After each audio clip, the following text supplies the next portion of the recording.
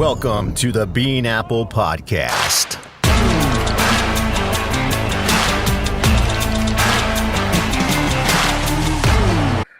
All right, welcome to the Bean Apple, our Week 5 NFL edition. I'm Joe Disco. I'm here with John Borman, the Boston native, Jim Trafficante, our Jersey-born Giant fan. So, how you guys doing this weekend? I am excellent. How about you, Joe? I'm doing good. I finished mowing the lawn like 13 seconds before a downpour, so, man. Well, it's good. You got some rain up there. You need the rain for those fires, right? Right. I live my life on the edge, and I won that one. So, so we're all rocking our jerseys, which is appropriate, right? So, John, I was giving you a little bit of a sneak preview in the green room, as they call it, on this jersey that I'm wearing that I pulled out specially for you. So, check this one out, right? So, the great number 24, right? Who is that? I can't imagine. Let's see if I can get this on for you. Oh, boom! What? Did you get it? Did you get it? Wow! Once you said 24, it kind of hurt a little bit. Yes. Hurt a little bit. Yes, you fought the law, and the law won. But Law won a Super Bowl with New England, not with the Jets. That's all I'm going to say. I know, but before the great 24, Dale Rivas left us to go to New England, we poached yours, and he had a pretty good couple years with the Jets. So. Absolutely. Yep. There was some combo, Ty Law and Lawyer Malloy you guys had? Yeah. So let me talk about my jersey for a second, Jim, because a little story you don't know. So Joe and I were deployed together in 2010, I want to say, right? Was it 2010, 2011, somewhere? No, 2011. Or 12? 2012. That's right. That was my last deployment to the deed. So we were in Qatar, and we made a bet. Southeast Asia. It's like Southeast Asia, as other people would call it. Okay. It's no secret where Qatar is or what they have there. You can Google it. Nor is it Southeast Asia. Or is it Southeast Asia? Yes. So we made a bet about the Patriots and the Jets playing. I hate this. And I have a great photo of Joe wearing this shirt and me smiling with my arm around him, kind of like I'm holding my son. Like, I'm so proud of you for wearing this jersey. So he had to wear a jersey. This jersey, as a matter of fact, let me stand up so everyone can see it. Tom Brady, of course. Yeah. And take a picture. And I want to say it was like my profile pic or something, or I shared it even while we were in Southeast Asia. And I was able to get on Facebook and post it. And, all of his friends commented on it saying how good he looked in Patriot red. And everybody knew Joe was a Jets fan on my page who was deployed with us. So it was kind of fun. So every year I share that. And that should be coming up, I want to say, it should be close to December because we were there for Christmas time. Yeah. So it should be coming up the next couple months, Jim. So don't you worry. You'll see it soon, and you ought to see his face. Just the joy in his face, wearing it, a winner, wearing the Goats jersey, talking to Tom. Beautiful sight. I will say, though, that turned that entire deployment for me because I wore that. Then I ended up getting in trouble shortly like a couple days after that.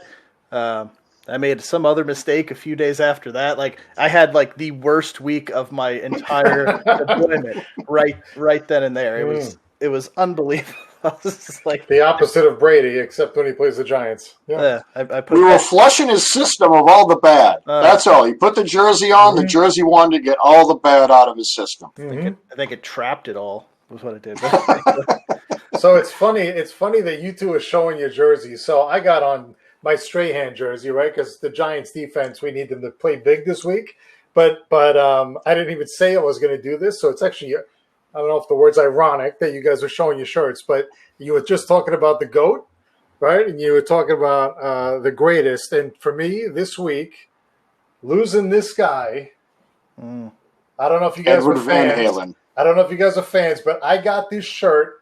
You can see 1982. Good God. I used to wear this shirt all through high school. I saw them live many times, and there's the back of the shirt for you. So Nice. what's crazy about this is, I don't know how I used to fit into this. It probably looks bigger on screen, but I used to wear this shirt. No, it doesn't. This is a classic Van Halen shirt. So I bought this at the concert in the Meadowlands back in the 80s, and I went to see them in Jones Beach. I saw them many times, but the last time I saw them was in 2007 with my wife in Philadelphia at the Spectrum. So we went down there. David Lee Roth rejoined. They had this tour that they went on, and they played all the old stuff. So this shirt at that time fit my wife. So she was walking around with this shirt through the arena, and people are coming up to us, shaking my hand like it's an antique car. Shaking my hand. Oh, my God, I had this shirt. I mean, people remember. I will not throw this out. This shirt, I'll probably be buried with this shirt. I mean, this shirt has been with me since '82, right? I mean, it's just incredible. But to see guys reminisce when they saw the shirt coming up, shaking, I mean, I'm telling you, shaking my hand, hugging me, just remembering it and losing him this week. I mean, Alexa's been playing Van Halen every day this week. That's all I'm listening to. I'm a huge fan of Van Halen, especially the old stuff, pre-Sammy. I did see him with Sammy absolutely. too, but oh my God. To lose him and lose that talent now and him not be here anymore is just devastating. Yeah. Yeah. Yes, definitely. Good tribute, Jim. Good tribute. Hey, like I said, I didn't even know you guys went on that shirt that I was going to do a surprise. Let's have a moment here. And then you guys wanted to talk about Law and Brady there. But well, Eddie Van Halen, the best. Congratulations. Here's to Eddie. Yeah, cheers. Eddie, right? To Eddie. Yeah. So you definitely win the shirt battle. Congratulations. Thank you. Yeah. That's Thank twice you. now that I've lost to. So maybe my next one. I didn't know it was a battle, but I'll take the win. Yeah, I'm I'll take the win. I'm gonna go get a Bart Scott jersey for John. I gotta get I gotta get a frame for that shirt to put up, so it's just hanging in my closet forever, and it's. Yeah. It's awesome you still have it. I mean, I'm telling you, that shirt must have been washed a couple 100 times easy, and it's still everything. You should try it on right now. I like that. Yeah, You should try it on. Yeah, I might get it over my head. That's it. It'll stop right here. Chris Farley. Chris will be right here. That's what a fat guy, little Van Guy in Halen a shirt. little shirt. I'm not looking to wreck the shirt. No. No. Man. All right. Probably good. Oh God, so good, so good. Good. Well, I think I speak for all Jets fans when I say we all need a good laugh before Sunday. So let's talk some Jets football here, huh? Don't you? Let's all find our inner peace for all of Jets Nation, who is now 0-4. I think we're like a combined 1-11 for the last 2 years in September and October under the great, brilliant mind of Adam Gase. So it doesn't look like there is any end in sight this week or the next 5 games for that matter. Absolute brutal schedule. Brutal. So we got the Cardinals this week with Kyler Murray, with hopefully Kenyon Drake, who wants to play football. He talks a lot about he's going to be this great fantasy asset. They're not using him. And we got DeAndre Hopkins coming to town. This is going to be fun. DeAndre Hopkins might set a single game record for yards in a game because I don't know who's going to stop him. It's going to be unreal. But before I get too deep into that, let's talk about the biggest news, right? Sam Darnold is out for this week. How he managed to come back and play 3/4 of football on Thursday night and can't play today is weird because he didn't look bothered at all in the end of that game. He was throwing fine, he was moving fine, and now all of a sudden he can't play on an extended 10 days off and he can't go. That's very, very strange to me, but in typical Jets fashion, right, it makes sense. So Le'Veon Bell's coming off the IR, so of course we need to lose somebody else. It's a 1-for-1. It's like yeah, but you guys got Flacco. Yes. Mm-hmm. I mean, what's the concern? Joe Flacco, the guy, won a Super Bowl, right? Yeah. Hey, he's He got won a that on his Super Bowl. resume. Hey, Hey, Yeah. he may never come out of the lineup now. It may be a never. Why would he? Wally Pipp. Why would he? Right? That would be That's that would be my luck. He goes and wins 7 games and then He's going to throw for 5 touchdowns this week. Watch. he might. And why not? Who knows? Maybe sign Chad Pennington next. I don't know. Yeah, why not? And That's an idea. If I'm Flacco, yeah, throw that ball all over the place. Open it up. Audible. What are you going to get fired? Who cares? Right. Get out there, audible, call your own play. What are they going to do? Bench you? Who are they going to put in? I don't think Adam Gase will let him. Who cares? Yeah, well, if he's on. What is he going to do? Call timeout every play? No, you can't. I think there's a limit how many timeouts he got. Yeah. But he'll just rack up delay of games because he'll, or just get personal fouls for walking onto the field to yell at Flacco. So, you can't do that. Yeah. Right. But yeah, so I don't know. We'll see what Flacco's got. He looked terrible, after that Super Bowl win. He looked terrible in Denver. I can't see a resurgence with this team. Like maybe if you stuck him with a team with some receivers and a good offensive line, maybe he fills in and does a pretty good job, but he's going to get destroyed.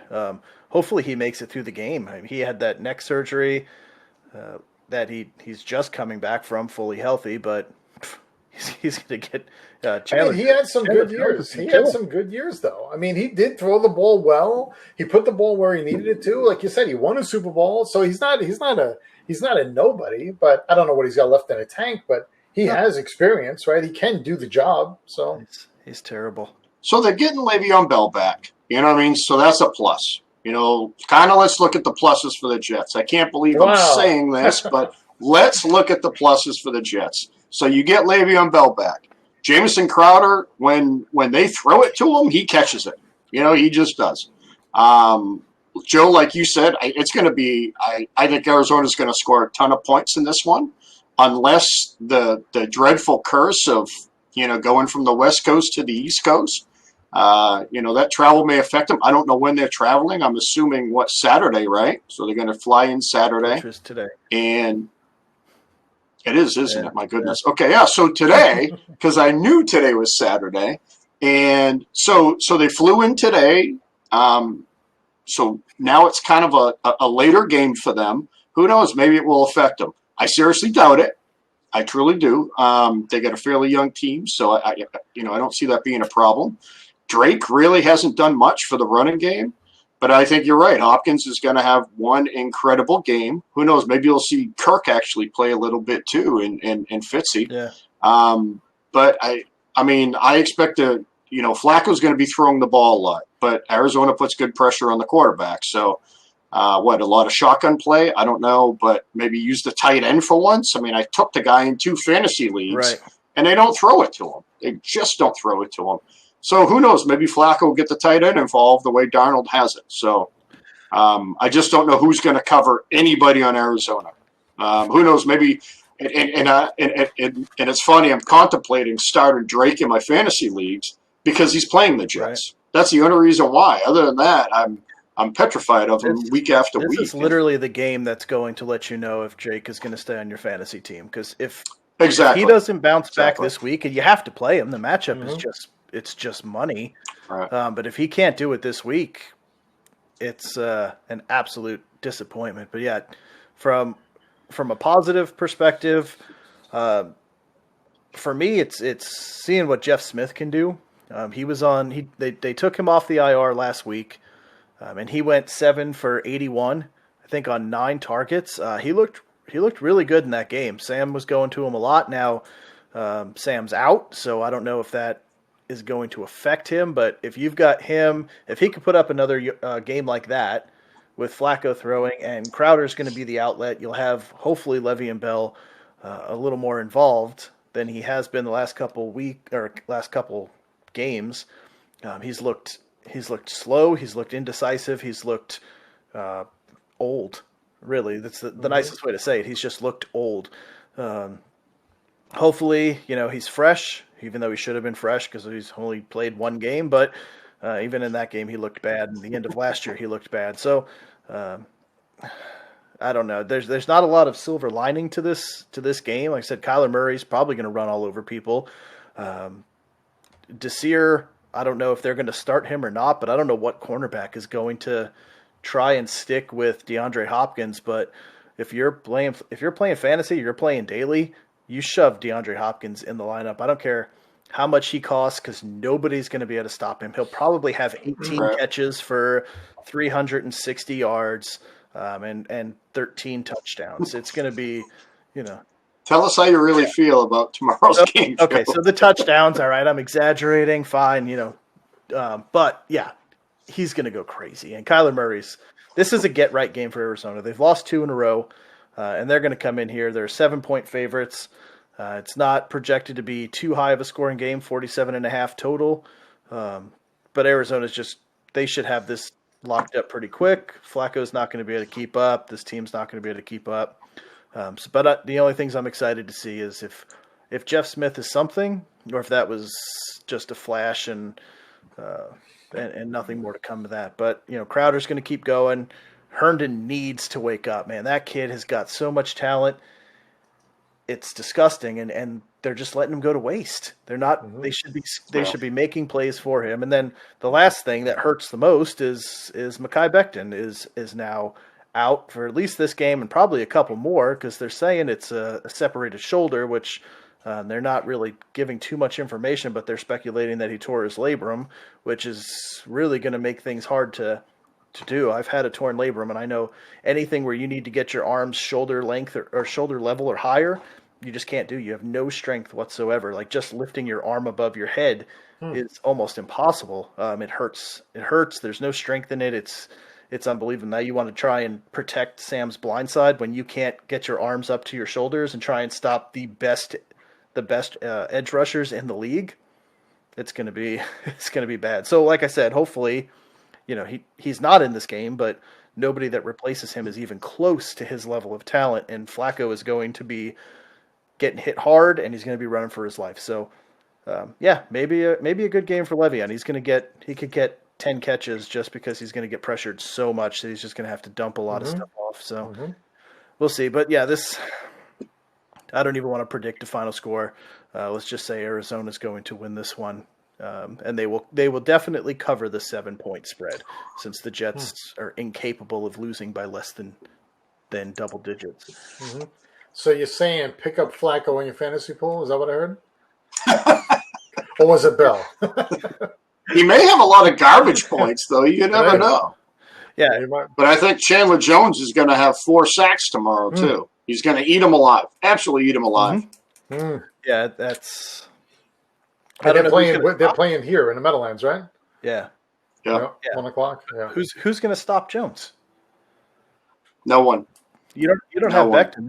And if you double team him, I don't know who plays next to him, but whoever that person is will have 4 sacks. You know what I mean? So it's going to be it's going to be a bloodbath. But who knows? It may be some garbage points. Once they drop into prevent for the fourth quarter or whatever. Yeah. It's not going to be a good game. Let's face it. It's just not. But the positives there are some. I mean, Bell's back. Yeah. Who knows? Let's see if Gase can call anything. I would like to see Gase call a play that results in a touchdown, actually puts a play together that scores a touchdown. I think the only one that he's called was a running play. I think they've had 5 touchdowns. I think 2 of them were runs, and then the other 3 were on broken plays that Sam had that long rush last week, and a couple other scrambles that were caught. So. I don't know. The Gase Watch is still on. It's going to be Trevor Lawrence's show next year, because how are they going to win a game at this point? I can't see him. Jim, when did you say Gase was going to get fired? I said 4. I was right on track. 4. That's right. I said they'll go 0-4 and they'll be fired. Yeah. I got half right. I got the 0-4 right, but they're going to be. How does he even make it past this week? Okay, say the score is 38-3. Honestly, and it very well could be 38. Okay, 38-10, a garbage touchdown. So then we'll say 45-10. How does he make it past week 5? How does he make it out of the locker room without being fired? Without his phone ringing saying, you know what, just pack your shit up. You're done. Whoever's going to be the coach and leave your playbook at the door. Because it has to come this week, right? If they get destroyed, it has to come this week. You would think. Yeah, just like Atlanta. I wonder what the odds are in Vegas. I could maybe win some money this week. This would have been the week to do it, though, because they had the Thursday game. They would have had 10 days to get ready for the next guy with a new coach. Now you're going to roll that in, and then you're going to travel to Los Angeles to play the Chargers next week with a brand new coach. And their upcoming Well- schedule: Cardinals this week, at the Chargers next week, at home against Buffalo, at Loss. Kansas City, at Loss. home against New England, at Loss. Miami. So, what was your And then preseason a bye. prediction again? A P. Do we have those somewhere handy? Nah, I think he said 11 and no, 5, no, I didn't said he? like 9-7. But can we have Can we have? Yeah. but So- I think 9 and 7. You should just say 16 and 0. I at mean, this point it's the equivalent, right? But I called a mulligan for 0-16 on that one, so we get one mulligan, right? I gotta look back. Maybe we could have Susie bring the numbers up and let us know how we did. Yeah, we'll have to revisit that at the end of the year. But it's bad. And then they have that bye week. But they've got 6 games coming up. Their best one maybe at Miami. Maybe. I don't know. Tua should be playing by then, and that team is just more talented. Right. So I mean, like you said, they don't have Case. So right, if they keep losing, they don't fire him, and he's there for the draft, and for if they do draft the quarterback, what are they going to have him bring him up? Come on, you can't. No way. No, No the way. end of this year, even if you keep Gase on, if you don't fire Gase in the season, he's done. Yeah. He's the Monday morning casualty after the season ends there on Black Monday, and then you bring in a new coach, hopefully like Bamini there in Eric Bieniemy. Bieniemy, yeah, Eric the enemy. God. Bieniemy. yeah. Joe, I love it. I I love how you don't butcher know it. my- I'm sorry. I don't know my offensive coordinators, Jonathan. So it's no problem, Joseph. it's with the F. So here's my prediction for the Jets, though. They're going to go 0-12, right? They're going to start 0-12. They're going to fire Gase. They're going to win the last 4 and have like the 5th pick. Oh, that would be. God, you heard it here, ladies and gentlemen. It's going to happen. They're somehow going to end up. Yeah. I mean, why wouldn't you? Might as well. You lost one. I mean, it's not like they had one, I Joe. know. It's not like they had one. But even on the other side, you get Miami, you get the Raiders, maybe at home, maybe you win that game. I don't know. No, Joe. At Seattle, at the Rams, at home against Cleveland, and you close out in New England. So there's a good chance. What are the odds of the 0-16 season? I think you have good money to bet on that. Yeah, I mean a home game against Miami and a home game against the Raiders, maybe. That's probably. I mean, the Raiders look. Yeah. I mean, the Raiders beat New Orleans, so they have the potential. You know what I mean? So if you're going by potential, well, I'm just going off of that schedule. And where's your odds to win a game? Who's your best? Right, Miami. A home game against Miami after a bye week. That's probably. If you're going to bet for one win on the season, that's probably your best odds. Right. Who else do they play late, Joe? When do they play Buffalo? Late? No, or that's do they? 2 weeks from now. Right. So they don't have. Okay, so Okay, so I'm thinking if Buffalo has the AFC clinch, or if they have the or whole AFC, who knows? Maybe they won't play. But I mean, you're looking at New England playing the last game. They may not have anything to play for. Who knows? Depending on what happens, or they may be fighting for their lives, so they're going to play. I mean, you're talking all potential playoff teams. You know, we laughed at the Rams, and but they're they're looking as just as good as anybody else. And that's week 15, so they're not going to be slowing down in week 15. No. Cleveland in week 16. Because now you're positioning. Right. If you're 0-12, you're not. What are you even trying for? What do you? There's no benefit to winning a game at that point. Just ride it out. Just run it into the ground. It's over. Yeah. How do you even come out of the locker room excited? I mean, yeah. No way. It's over. It's going to be bad. So it's over. Jets Nation, please. I know it's hard, but stay positive. Trevor Lawrence. And don't drugs. Yeah. And we'll talk about, because right now the Giants have the number 1 pick. If they go winless, but you don't have to worry about that because they got to play Washington twice. So if they lose to Washington twice, then they deserve it. Really, I mean, because that's bad. But yeah, I mean, let's dive into So yeah, I mean, you're talking about the Giants and winless and not good football and check. Check all the boxes. But I mean, so you're talking about also having a game where you can get right. I mean, so I think both of these teams could be looking at this game as this is our chance to straighten some stuff out, right? I mean, Dallas has the worst defense. Giants have the worst offense. Okay, so something's got to give. Someone's got to win. And, so can the Giants now start putting something together? I mean, could they do something again? They've been in close games. I mean, yes, they're only scoring 11 points a game. They only have 3 touchdowns in 4 games. And really, to me, it's Jason Garrett. And, they've asked him about it. And he's saying, yeah, we're still trying to figure it out and who we got. And blah, blah. I mean, come on, you got some guys. You got to start letting. He is doing some movement. So he's doing more than Gase. He is doing some pre-shift, line movement before they hike the ball. But, I mean, the one problem we have is nobody can get separation. Right, so when Sanu came available, I thought for about half a second, oh, maybe we should pick him up, but he can't get uncovered either. So we already have that part. We got that covered. Yeah. We have that covered, not getting uncovered, right? Being covered is something that you guys have got down. Being covered is the problem. Right, we're good at being covered, yes. Yeah. We can't get open.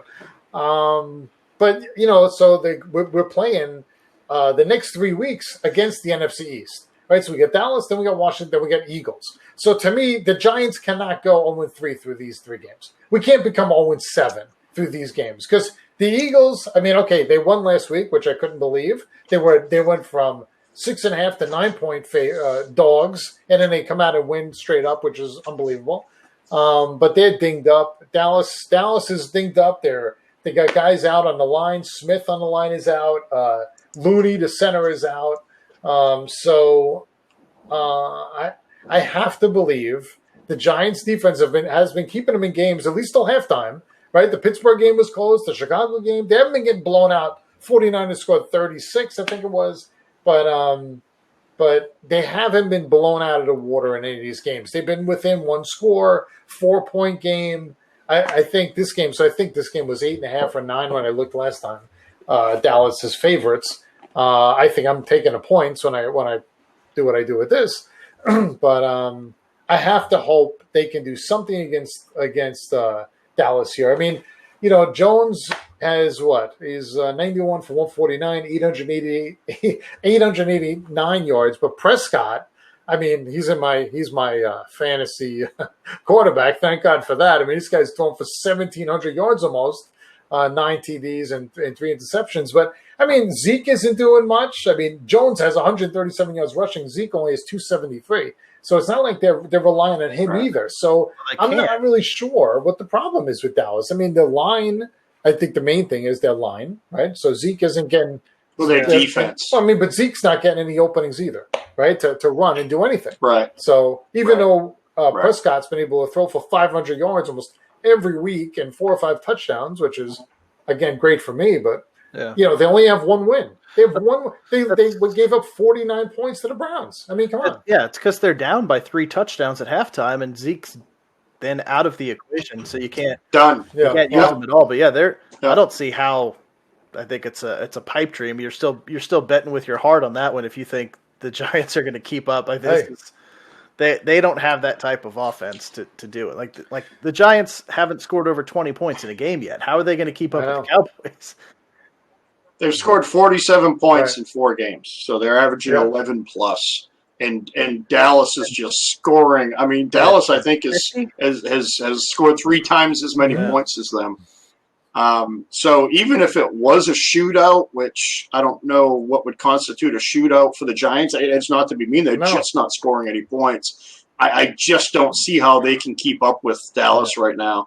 Even if Dallas gives up 28, they're going to score 74. You know what I mean? It's just it's frightening, that offense. And Joe, I think you're right. Zeke can't get going. He just hasn't gotten going yet because every game is in the high 30s or 40s every single week. But on the other side, so there's that quote, and Jim, you kind of touched on it, that Jason Garrett was asked about the offense being vanilla through 4 weeks. and said that they're trying to figure out the strength of this group. What the fuck does that mean? Like, you're the offensive coordinator through 4 weeks of you had the whole offseason too to figure out what does that mean? You're trying to couldn't figure out Dallas in 10 years. 10 years he couldn't figure out what to do or win, and now he's here. Now we're going to start over. I can tell you the strengths of your offense is Slayton and Ingram. Use them, target them, develop some plays that get it in the hands of your two best offensive players. That what are you trying to figure out? The strengths of this group? That's them. You don't have Saquon. You don't have Shepard. Those are your strengths. Get the ball in their hand. Get them open. But Garrett, I mean, you saw what he did in. Maybe it's not him. Maybe it's just Dallas that can't win. But to give him a little bit of props, that was his team last year and for the last 10 years. So he knows that team. The turnover hasn't been that much. So he should be able to know where the weaknesses are on that defense and exploit them this week. So this, like you said, I don't know if it's going to be a get-right game, but I think the Giants are going to be able to use that to their advantage and move the ball a bit because he's going to know what to target, what plays they can't cover, where they're weak at. He should. If he can't, he needs to be fired immediately. If you can't beat the team that you just left and have only played 5 games, you couldn't go. Here's my take on this one, Joe, though. But so they weren't running the ball well with Saquon. They weren't. So you can't expect them to run the ball any better than what they were doing before. So it starts with their O-line. I think if I had to guess, what he meant by him trying to figure out the identity of his team is who's now going to be our offensive juggernaut. Because I guarantee you 99.9% of the plays in the preseason somehow involve Barkley, whether it's a decoy, whether it's him catching the ball out, him who knows, him maybe throwing the ball. I don't know. But now that he's gone, who do they have to load the box up against the run for? He got hurt. You don't. Right? Yeah, but they don't have anybody. There was nobody behind them because you just don't need to have anybody behind them. You know what I mean? What running back do you need? So, I mean, they're bringing in all these other guys, and I completely get it. Get it to Slayton. Get it to Ingram. But, I mean, Tate hasn't really played yet. Once again, Shepard he's been on and off, right? He's as far as he's so he's out as well. So, I mean, you've lost 2 big pieces of your offense, and your offensive line sucked to begin with, which no one really thought that was going to happen too, So, I mean, honestly, put pressure on the quarterback, and you got to beat the Giants. I don't know if Dallas can. I don't either. Jones has to be able to 1,000, 2,000 take off, right? I mean, he's got to run for his life. Yeah. I mean, Just if Dallas's defense is that weak, like you saw Beckham run for 50 yards through them like they were standing still, Jones got to take advantage of that. And then if Garrett doesn't play on that and do some play action and sweeps where Jones can get out there and run, then what are we even doing? I mean, if we're not going to utilize Jones, who's our leading rusher, he's our leading rusher through the season, right? We got to. I mean, not that you want him running all over the field, but we got to be able to do something so that they can prepare for that, and maybe somebody can get uncovered in the second half, and we can throw the ball a little bit. Right. Well, we talked about it last week. Is it keeps defenses honest when you have to account for the quarterback and you have to leave, a safety or a linebacker in place to cover that threat. It opens up receivers and tight ends. Well, the tight end, right? Can we use him a little bit? Yeah. Right. It's the same as the Jets. Like you've got, Ingram and Herndon, and they're not utilized. And they were, I think, consensus top 10 tight ends coming into the year. Maybe, backside of the top 10, but regardless, the talent is recognized across the board, and you're not utilizing it. Like you're talking about the strengths of your offense. That's it. I know he's been hurt a lot, but he's not now. So throw the damn ball to him and let him make some stuff happen. Let Jones run a little bit so that they can't blanket Slayton, right? And potentially open some stuff up there when that threat of the run is present. Like they just, I don't know. It's just so sad. I mean, I said on the last show. I mean, can see the NFC is 3-12-1, and in reality, and I said last time too, if somehow the Browns beat the Cowboys, which would never happen, and they light them up, so here we are again. If the Giants somehow beat Dallas, they're both 1-4. They're both 1-4. And I mean, are they two teams of equal power? No way. No way. But somehow Dallas finds ways to lose. I mean, there are winners that find ways to win, and then there's the Cowboys, right? That they do the opposite, right? They just you get year after year, Garrett had all the tools. They keep bringing in guys, free agents and veterans and stuff, and he can't do it. He just can't get the job done. It's unbelievable. Every year it's the same thing, and they keep thinking, okay, like you guys say, next year's our year, But they get the talent, and they still can't do it. So it's. Right. Well, there's a reason Jimmy Johnson left. You know what I mean? There is. It's the owner. Jerry Jones wants to be involved with everything. I mean, if he just would have stepped back and let Jimmy run that team, you'd probably be looking at like a similar Patriots dynasty because everybody loved playing for him. He was a proven winner at Miami. He went to Dallas, and then you bring in Barry Switzer, who rode the coattails for that 1 year and won a Super Bowl, and then that kind of showed. And God, all you had to do was keep your coach happy at the time. You had him. Now, I don't know if he'd still be coaching now. God, that'd be, 20-plus years. But, like I mean, 90s, still. Yeah. That's what I mean. He would have been gone. But, I mean, I guarantee you they wouldn't be in this drought that they're in now. They could have kept that ball rolling. Yeah, they just make bad decisions. I mean, even – I remember who was coaching before Garrett. I don't remember who the coach was, but I mean they went to a very, very long. I don't know what the word I'm trying to think of. Well, no, just the level that they went to make sure that they kept Garrett as the offensive coordinator there. Because I remember he was talking about like he's the next head coach. Everybody's going to want him, and they paid him like a head coach as an offensive coordinator to keep him. Then made him the head coach for a decade, and nothing happened. It's like you're talking. It's the Jets have dealt with it for 20 years. It starts at the top. It starts with the ownership. Just stop, with the bad decision. Like, Jerry Jones, he's a billionaire. He's a smart guy. He's a smart business guy. But yet these guys can't let go of their pride and let somebody who knows what they're doing take over. Like even the Johnsons, they before McCagnon, when they hired what's his name from Seattle, I can't think of his name, but the GM from Seattle, they brought in to be the GM, and they hired a hiring firm to find the next GM of the team. Why? They're not football No, they don't know that's football. the bad decision making. Like, you can't hire somebody, so you outsource it to somebody who doesn't know football to hire somebody. Like, just Yeah, but Jerry Jones thinks he knows football because he was involved with the Razorbacks for years. You know what I mean? He was big in football. He bought the team. It's his team. He's going to run it his way. He hired the perfect coach with Jimmy Johnson and absolutely screwed himself. He did because and you say he's a smart guy. He's also a very controlling guy, obviously. Very controlling, micromanaging. He wants it done his way. And, I mean, that's probably why he kept Garrett for so long. I don't see McCarthy being that way at all. It just doesn't seem like you can micromanage him. So, but I guess we'll see, because if he can't, he won't last very long. I don't think. Right. So back to the Giants. Let's talk about let's Sorry. So what's the question? Sorry. Yeah, so what do Who's going to win this week? Who's going to win this week? What's the positives of the Giants this week, right? Like, you've got to dig deep. You got to dig deep. Give us some positives on how the Giants can win this game. I got to look at last week's game against Cleveland and see how Cleveland was able to light them up. And maybe they fell asleep. Maybe they were looking ahead to the Giants and thought this is going to be a joke.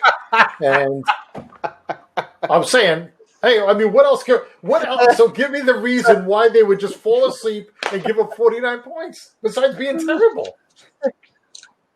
Because they always give up 49 points. Garrett. I'm not saying because the Giants and I thought they were worried about the Giants.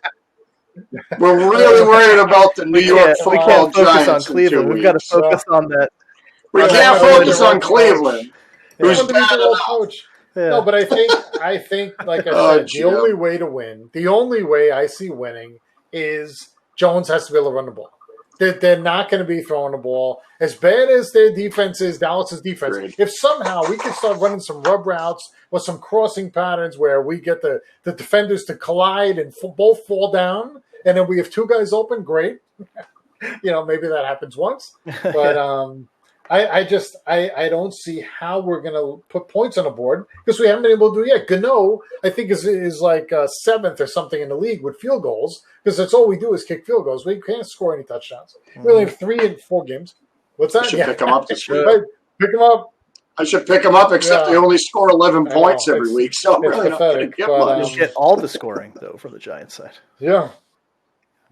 True, Yeah, very true. Fackrell, Very who true. I liked last week, the linebacker, was right in what's his name's face and for the Rams, Goff, and hopefully he could do something. But I know he's got a questionable this week, so I don't know what happened to him last game. I didn't see him getting hurt, but he is listed as questionable now. But I think the only way we can do it is try and keep Dallas off the field, try and somehow maintain time of possession. Right, because we have to do that. I mean, it's Dallas is heavily favored, and the way Dallas has looked with a 1-3 record, they do give up a lot of points. So we got to somehow find a way to capitalize and move the ball, move the sticks, get first downs, and go for broke every once in a while. Right, go for a pass interference, throw the ball down the field, look for something to happen, try and make something happen. But with Garrett. I don't know if he's going to do that, right? Yeah. You would think this is, if he had any tricks in his pocket, this is the week. Take everything out. Empty your pockets on the field. Do everything you got. Yeah, he knows the defense. He knows the defense. Like Joe said, he knows that opportunity to get a win. If he can't do it now, like I said, this may be his chance to get right? Get up and beat your old team. What else has he got to get up for? Yeah. And you know what? I'm honestly, pulling for it. Because could you imagine what the sports world would do if the Cowboys lost to the 0-4 Giants this week? Could you? Oh yeah, like beautiful. People would go. Well, I mean, that's crazy. the way the year has been going. The year has been going that way. So everyone would say, yeah, that makes sense. That makes sense. The Rays beat the Yankees, so yeah. Why not have the Giants lose? Yeah. I mean, Giants went to Dallas. Yeah. So I don't think Garrett will be the reason why they lose this week. I just think they won't be able to keep up with Dallas, to be quite honest. I think the Giants will score some points because everybody else has. You know what I mean? Everybody has. But they've also played some decent offenses, too. I mean, not to say that they should have won all their games, but they've played pretty potent offenses so far. But I just have a feeling that the Giants will probably score some points. I think you're going to see an uptick on points. Garrett knows that team way too well not to. But I just have a feeling it's going to be the Cowboys, scoring 45 points again. So, I mean, even if they scored 5 touchdowns, the Giants, I still think they're going to lose. I just do because I don't think you can stop that team from scoring. I mean, they really can. I mean, if Dallas had even an average defense, my God, I mean, we'd be talking about them for Super Bowl right now, the way they score. It's unreal. But, my God, they give up almost just as many points as they score. So, I don't know. I don't think it'll be the Giants' offense this week as the problem. I think it'll be more just Dallas's offense is a little bit better than the Giants'. Yes, I don't think anyone's going to win the division in the East this year. That's going to be my prediction. It's going to be like 5-11 winner in the East. And I hope it is. I hope it's Washington. After 4 games, it's 5-11. It's wide open. Everybody's within a game. The Eagles are going to win the division with a tie. That's how it's going to work. Boy. Oh, it's just gross. So, just but then they'll say gross. It's 2020, so why not? Right. Of course. Yeah.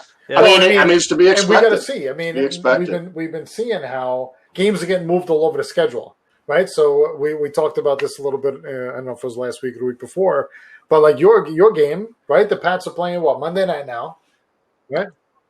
So Monday night at 5. Talking about the Jets getting moved, then they were positive, they were false positive, they're not playing, right? Whew. I don't know. It's kind of an absolute mess. So to segue a little bit to New England, so they got moved to Monday at 5. and they just started practicing this morning. So they haven't practiced all week either. So, they got Saturday, Sunday, and luckily we don't have to travel Monday. And I mean, a 5 o'clock game, you can't even have a walkthrough that morning, or maybe you can, but do you really want to bring guys in at 7 o'clock, 8 o'clock in the morning for a walkthrough? So they'll be doing that Sunday. Also, Cam Newton's still not practicing. Gilmore isn't, which is to be expected. So you're missing your quarterback and last year's reigning defensive player of the year, who's been playing off his head again this year. And they got really 2 days to kind of plan for this game. So as much as I want to keep seeing football play, and I'm not making excuses. We're playing Denver. Denver has to travel. They probably won't be traveling until tomorrow, I'm assuming. They probably won't get in until tomorrow. So once again, another team that has to fly a long way in a different time zone. They're going to be getting here a lot later than when they left Denver. So I don't know. I hate to say it's not fair because we knew this kind of stuff was going to happen. But, last week the Pats played at 7? This week they're playing at 5 on a Monday. Just kind of I don't think I'm liking how this is kind of turning out. So, and now, you got McCourty talking about how the NFL doesn't care about the health. And at first I was like, they're taking the precautions, but now you start thinking about it. So people can be sick for 2 weeks and not know it. So how do we even know now? How do we know? I mean, they may be just lingering. I mean, Stephon Gilmore, tested negative Saturday morning. And come to find out, he tests positive on Monday. So where did that come from? He was with Cam prior. So right there, he potentially got it from Cam. That's kind of how they're thinking about it. So, we keep talking 16-game season. I know we were talking at the beginning, should they kind of, lessen it a little bit so we can have makeup games. And I get it. The NFL doesn't want to use that nasty word, postpone or forfeit or any of those other terms that they don't want to deal with. But, I mean, it's going to start getting to the point where we're playing on Tuesdays, we're playing on Wednesdays, and then you're going to throw the whole next week off because – I mean, you're not going to have a team come back after 3 days of playing. Never mind even prepping. Just healing from the week before. So I think it's starting to show its ugly head a little bit with the COVID. More players are testing positive. God, the Jets all tested. I want to say negative today, right, Joe? Was that the word? Okay. Yeah, everybody's negative. So, right. So, but they're false negatives. Right. I keep hearing false positives. I mean, does anybody question the negatives? Negative, you're good. It doesn't seem it. It's like, right. Once you hear what's convenient for your narrative or motive, then you're fine. But, to talk about the Patriots more of the game, they're going to play Monday. It is what it is. It doesn't look like Cam's going to play. I hope to God Stidham starts because I know I wasn't on the recap show, but Joe, you called it. What a boring game, and that was the only way we were going to beat KC last week. And I know they didn't. I know it turned out to be a whole lot more than what the Patriots scored as far as Kansas City scoring. But boy, they were in that game. A couple plays here or there. That defense played amazing. They only gave up 19 points. So is that going to carry over to Denver this week? Denver, Lindsey's coming back, so they'll have Lindsey and Gordon in the backfield. But, Joe, it's kind of like what you were saying earlier. They keep signing all these running backs. Lindsey never leaves. It's like they don't want him to be their starting running back. They just don't. So I don't know what he's going to do. Judy's looking a lot better as the weeks go by, which is Joe's boy there. And I guess we'll see. But Locke is still questionable right now. I don't think they've announced who the quarterback is. In fact, neither team can prepare for their starting quarterbacks for the opposite teams. Yeah. It's just kind of it's weird. I don't like it. It's I don't know. So I have to favor Belichick here, only because he's been doing this a long time and he knows how to deal with adversity. I mean, Sony Michel's back, but Damian Williams, I talked about him early in the season, running back out of Bama a couple of years ago. Damn, did he look good last week. Noah Fant's out, so that's going to really hurt Denver. He is listed as out, so, you don't have a tight end to throw to, and God, he looked great the last couple of weeks. He really has. It's quite unfortunate, but, I'm kind of glad. I hope he's not hurt real bad because I hate to see anybody. But, hopefully New England and Bill Belichick, if anybody can get a team ready during these type of circumstances, I think Bill can. And I guess we'll go from there. But last week, it's just I said on the recap that the Pats lost the game. They didn't get beat. Right? They had every chance. And I was really surprised, seeing, I think they had the turnover in the red zone. He made a couple of bad plays where he just held the ball for 10 seconds or whatever it was, and he got swallowed up. But really, they had a competitive game, and they I think they had a good game plan going in, and they executed for the most part. But once Stidham came in, there was a different spark, and he was able to move the ball a little bit. So if I'm the coach, I'm putting him in there to start for sure. But like you said, it is hard. Neither quarterback is starting, and I think about, we're not even in flu season yet, right? So what happens in a month when we're in flu season and guys are coming in with the sniffles, they're coming in with every little thing is going to be, a problem. And, I don't know, can the flu then turn into COVID? If you have always you sick with the flu, but it's not a COVID thing, it's good. I don't know.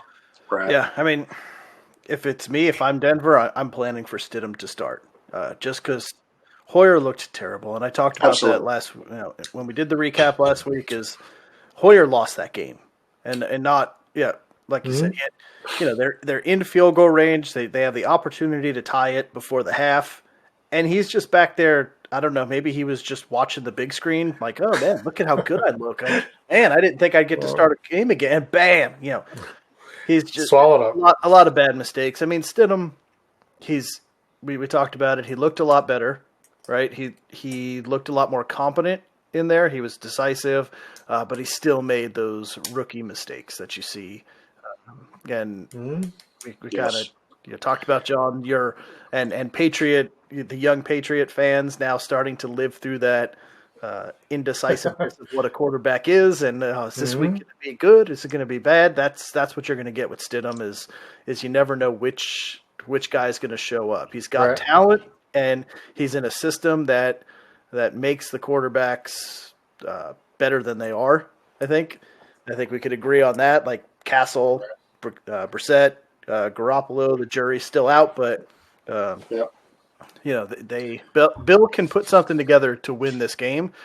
But I think, you look at Denver. Who's going to stop Judy this week if Gilmore's not in? You watched, he kind of had his coming out party against the Jets on Thursday, which is what I said was going to happen. He mossed Desir, who had one of the weirdest games I've ever seen on a football field. But Judy looked great. He looked like the number one wide receiver coming out in this draft, and he showed it. So he's going to be tough to stop. I think if Locke's in there, regardless of who's in there, if Rippon starts again or if it's Locke, they're going to hit him hard. They're going to target him hard, and then you've got that two-headed monster of Melvin Gordon and Phillip Lindsay there. That's going to be tough. I'm sure they're going to try and control the ground game.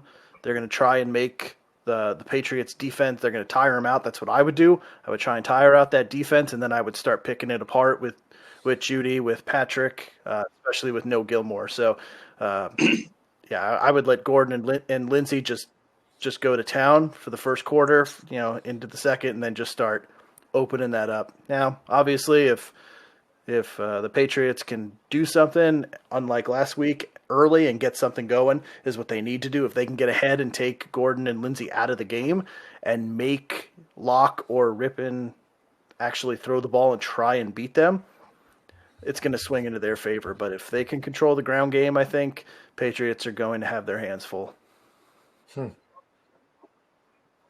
So I think the game plan is going to be pretty similar for both teams because of the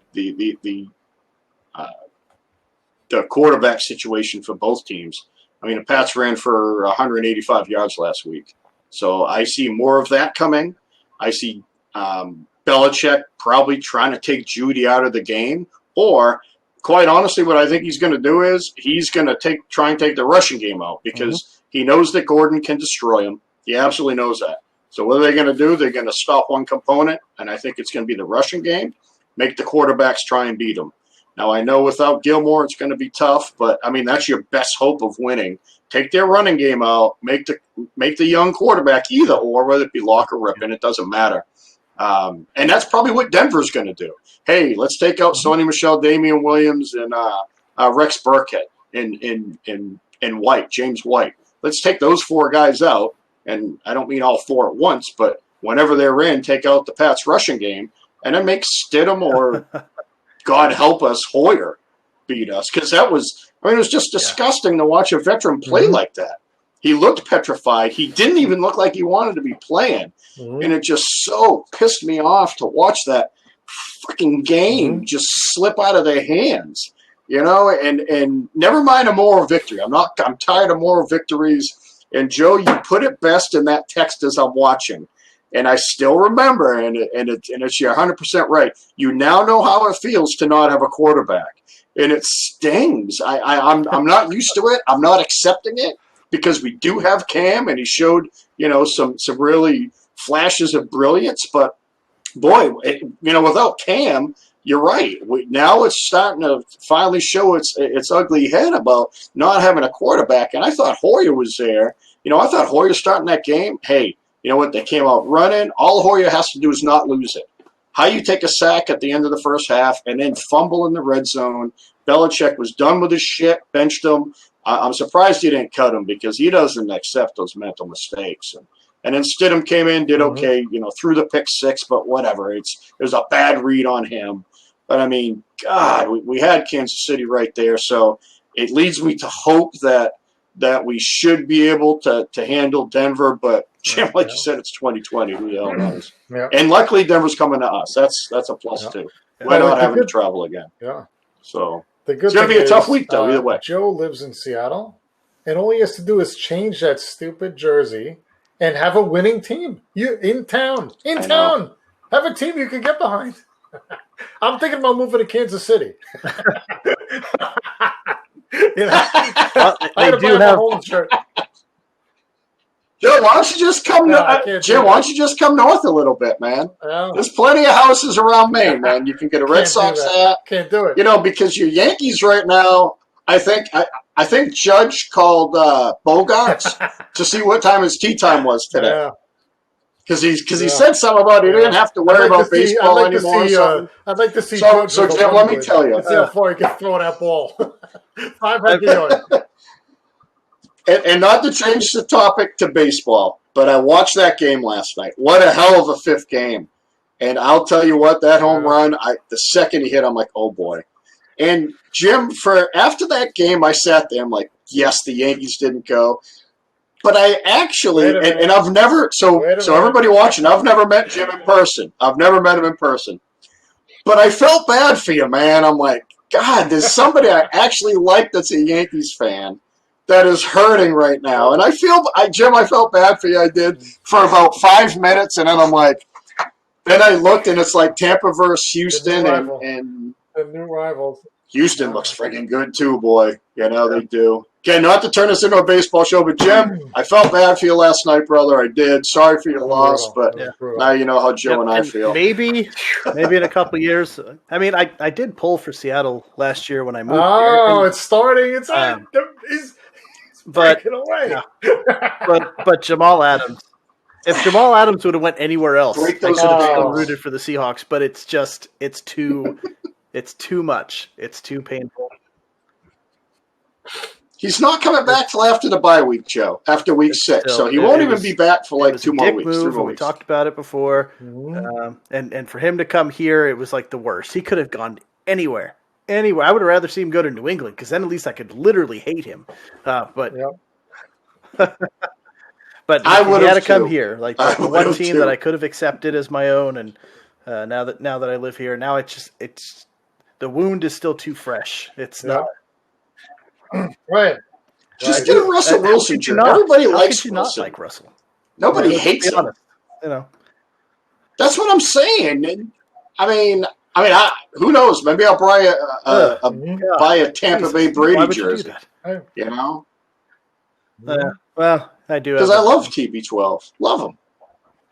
I'd welcome them back with open arms this week. Let me tell you. And DK Metcalf too. I love that kid. I thought that was a steal in the draft when they got him, and it's turning out to be what. How did he make it to the second round? I can't even understand that. Like nobody could use him. Not a single team out there. Because the Patriots thought N'Keal Harry was better. You can get a Metcalf jersy. Walk around town. I mean, so when you walk around, so think about there you go. That scenario. It's almost like New England. When you're in New England, everybody's wearing red, right? And let's say your team is the worst team in the league, and then everyone around town's like, "What the hell are you doing? You live up here. You live in Seattle. Everyone's got Seattle merchandise. Seattle's all undefeated." And you walk around with a Jets thing on. All right, so it's almost living in New England for a long time. It's exactly the same out here. Oh, okay, all right. So, I forgot about that. Let me explain this so it makes sense. But I will tell you a specific time I recall. The Patriots were playing a Monday night game, and I was at the store. It was like 7:45 at night. I was grabbing some beer for the game. And I was checking out, and it was at that time the game had just started, right? So I left. I was like, I'm going to run, get it. It's Patriots. I don't really give a shit, but so I don't care if I miss the start of the game, right? So I ran, got some beer. I'm checking out. It was like 8:15 when I'm checking out, and I think like the game had, or no, it's an 8:30 start, right? For Monday nights, yeah. So it was like 15. Yeah, so it was like 15 minutes into the game. I'm watching it like on my phone as I'm checking out, and there's a couple in front of me that are in Patriots gear. And the girl checking out the cashier is wearing a Patriots jersey too, and she's like, "Oh, I'm so mad. I'm missing the game tonight." And he's like, "Oh yeah, I'm so excited for it. Going over to some friend's house to watch it." And she's like, "Oh, you better hurry up because he's like, "Oh, what time does it start?" She's like, "What time does it start?" Yeah, you're a fan. Yeah, she's like, "It started 15 minutes ago." I'm just like, no, but that's so. He's not a real fan. I just laughed. You should have called him out on it. But it's the same here. So here I've gone out, and once the Jets play the early games, Seattle usually plays the late games. So I've been out like going to the store and doing stuff after the Jets game, and there's people just shopping in Seahawks gear, like not like grabbing food. Like I've gone to like Fred Meyer, and they're like, walking around the housing or the home goods section, picking out decor for their house, and I'm like, you're in a Russell Wilson jersey. The game is on right now, and you're shopping for like, hand soap dispensers. Like what? That's what yeah, right. So I'm just like, what? Like these people, like it's not an actual football team. It's a piece of like, it's like they're wearing like Gucci or Coach. It's wardrobe. Yeah. Right, it's just something to wear, and that's like trendy. So it's New trendy. England, It's John. trendy. Like there's actual New England fans, and then there's a ton of bandwagon fans that just want to be associated with the winning team. Seattle's like that as well. You go out here, everybody wears Seahawks gear. Nobody wears Mariners stuff ever, even during baseball season. You don't see any Mariners fans because they've sucked for 20 years. Once they're good again, that'll change. But yeah, everybody just wears Seahawks gear as if it's just a piece of it's just a fashion accessory. It's not an actual support for the team, which sucks. It takes away from what it is to be. Pink hatters, man, is what we call them. Red Sox pink hatters. You see them at the game texting the whole frigging game. They're not even watching it, because they can afford to go, and they're pink hatters. You don't buy a Red Sox pink hat, but they're everywhere because they sell them because it's trendy and cool. Oh, look at me. I got my ponytail out of my Red Sox hat. God, stop the bases shit. Loaded, It's down, awful. It's an down awful by look. 3, and they're taking selfies. Yeah. Tick, tick, tick, tick, tick, Right. tick, I'm at the game. Right. Selfies. Hey, look, me and Bobby. Fenway. Yeah. It's awful. Check in Fenway. That's what it's Exactly, like. Yes, there are true New England fans, but there's a lot of people that are, they've been fans for 15 years because that's been a dynasty. Right. So and Seattle's the same way. They've been good for a number of years, and everybody's on board with it. And you can't tell me you're already a Mariner fan, so you're halfway home. You're halfway there. It'd be different if you were like a halfway there, man. Or know. Yankees or Jets. I But should. yes, Seattle Mariners, New York Jets. Pick one coast. Just start with the Wilson jersey, man. Just start with the. You know what, Jim?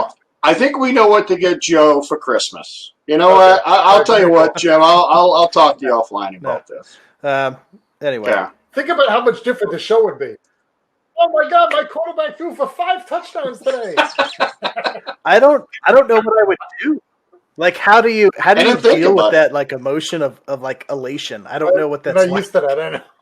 It has to be just like, Joe, let me tell you, it's a great feeling. You don't want to go. Trust me, I'm starting to feel mediocrity. It's a frightening feeling. What happens when the NFL guys rip that away from you, and then you're left with nothing? It's easier to just stay at the bottom and just look up and be like, "We'll get there, than it is to be like, "It's the champagne once in a while." You got to get a sip. I mean, you can't even give you a sip. It's been so long that I'll just get wasted. I'll get like white girl wasted off of the champagne because my tolerance is. You can start drinking White Claw on the show. That's a good idea. I'll get a nice mango White Claw and then jump out the window. They're actually really good. I mean, not the dog, and I do like my Celsius. But, Joe, you can turn into the White Claw, typical Seattle fan. Yep. Maybe tell us how you went to the fish market, got some fish during the game. Maybe checked out the Road Rules or no. What was that MTV show that was right on the pier there?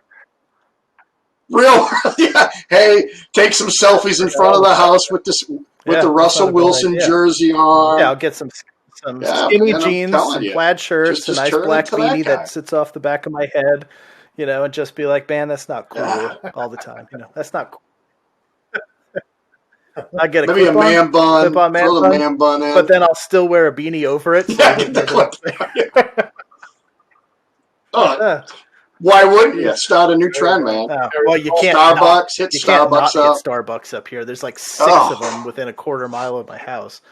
It's unbelievable. There's one up the road. There's one in both grocery stores across the street from each other.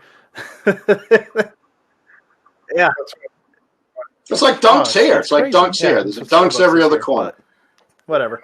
Anyway, all right. So we're way off the beaten trail here, but that's what makes the show fun. Way off, but it was fun. It was fun. Let's end it up. Let's end it there. We'll be back to recap these 3 games, talk about how bad it was, or maybe surprisingly how good it was. We'll see what's to come with that. But until then, I hope you guys have an awesome weekend or continued of a weekend. But hopefully, great games, great football, no injuries, and we'll recap then. So for John, for Jim, I'm Joe.